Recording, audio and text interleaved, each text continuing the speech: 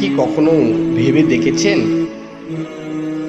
কেন নামাজের সময় মন টেকে না? কেন কুরআনের কথা শুনে চোখে পানি আসে না? কেন গুনাহ করতে করতে এখন গুনাহ বলেই মনেই হয় না? আসলে এসবের কারণ মন নয়। এসবের কারণ মন নয়, সমস্যা আরও গভীরে। আপনার হৃদয় কি বন্ধ হয়ে গেছে? আপনার কান কি বন্ধ হয়ে গেছে সত্য শোনার জন্য? আল্লাহ নিজেই বলেছেন, যাদের অন্তরে তিনি মোহর মেরে দেন তারা আর কিছুই বুঝে না। এই তিনটি আয়াতে আল্লাহ আমাদের চোখে আঙুল দিয়ে দেখিয়ে দিচ্ছেন কেন অনেকের জীবনে হেদায়েত আসে না, আর কিছুতেই পরিবর্তন হয় না। এখনো সময় আছে, শুনুন, বুঝুন, নিজের অবস্থান খুঁজে নিন। চলুন শুরু করা যাক। আল্লাহ পাক কি বলেছেন? যদি আমরা স্কিপ করে চলে যাই তাহলে হয়তো আমরা বুঝতেই পারবো না। দয়া করে স্কিপ না করে পুরো ভিডিওটি দেখবেন। চলুন শুরু করা যাক। আল্লাহ কুরআনে বলেছেন, খাতামাল্লাহু আলা কুলুবিহিম ওয়া আলা সামিইহিম ওয়া আলা আবসারিহিম গিশাওয়াতুন ওয়া লাহুম আযাবুন আযীম। যার অর্থ হলো আল্লাহ তাদের অন্তরে এবং তাদের কানে মোহর মেরে দিয়েছে, আর তাদের চোখে রয়েছে পর্দা এবং তাদের জন্য রয়েছে ভয়ানক শাস্তি। আপনি দেখবেন যখন কেউ ইচ্ছাকৃতভাবে সত্যকে অস্বীকার করতে থাকে, বারবার উপেক্ষা করে আল্লাহর আহ্বান, তখন আল্লাহ তার অন্তরকে এমনভাবে বন্ধ করে দেন যেন সত্য তার ভিতরে ঢুকতেই না পারে। ঠিক যেমন একজন ছাত্রকে স্কুলের টিচার বারবার বোঝানোর পরেও সে বুঝতে চায় না, সে ভালোই হয় না, তাকে বারবার সুযোগ দেওয়ার পরেও সে ভালো হওয়ার কোনো চান্স নেয় না, কিন্তু সে বারবার অপরাধ করতেই থাকে। একসময় স্কুল থেকে তাকে বের করে দিতে বাধ্য হয়।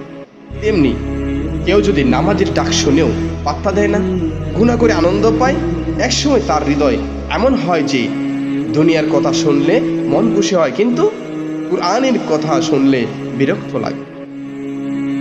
আল্লাহ তাকে তখন তার আর হেদায়েত দেন না। এটাই দুনিয়াতে সবচেয়ে বড় শাস্তি। তারপর আল্লাহ পাক আবার বলেছেন, ওয়া মিনান নাসি মান ইয়াকুলু আমান্না বিল্লাহি ওয়া বিল ইয়াউমিল আখিরি ওয়া মা হুম বিমুমিনিন। আর মানুষের মধ্যে এমনও রয়েছে যারা বলে আমরা আল্লাহতে ও পরকালে বিশ্বাস করি, অথচ তারা মোটেও ঈমানদার নয়। অনেকে মুখে বলে আমি মুসলমান।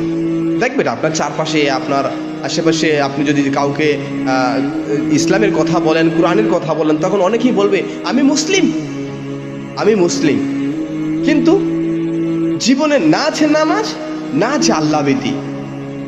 যেমন কেউ নিজের পরিচয়তে ডাক্তার বলে, অথচ সে কোনোদিন মেডিকেল কলেজেই যায়নি, তাহলে কি সে সত্যিই ডাক্তার?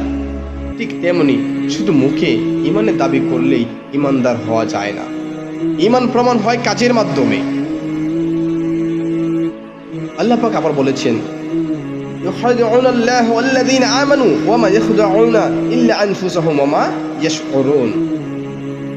তারা আল্লাহ ও মুমিনদের সাথে ধোঁকা দিতে চায়, অথচ তারা নিজেরাই ধোঁকার শিকার হচ্ছে, তারা তা বুঝতেও পারে না।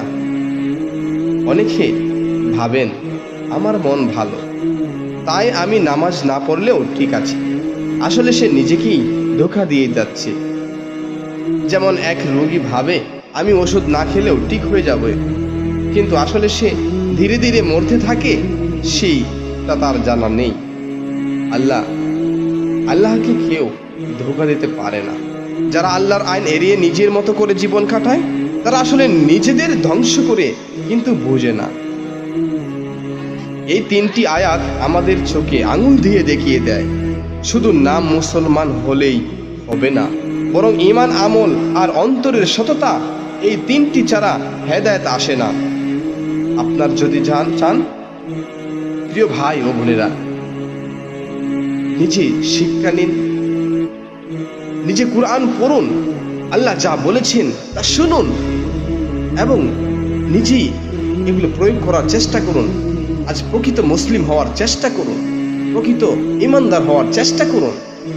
নামাজ, রোজা, হজ, যাকাত, আল্লাহর সমস্ত আদেশকে, নবীর সুন্নতকে বন্ধু বানান, কোরআনকে বন্ধু বানান, যাতে করে সেই কোরআন কবরে আমার সাথী হতে পারে। যেই কবরে কেউ থাকবে না, যেই আধার ঘরে কোনো বাতি থাকবে না,